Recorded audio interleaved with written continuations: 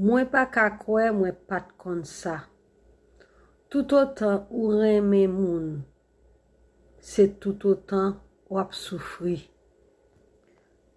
Mwen pa ka kwe mwen pat kon sa.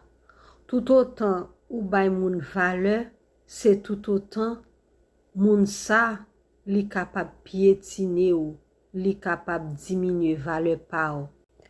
Mwen pa ka kwe mwen pat kon sa.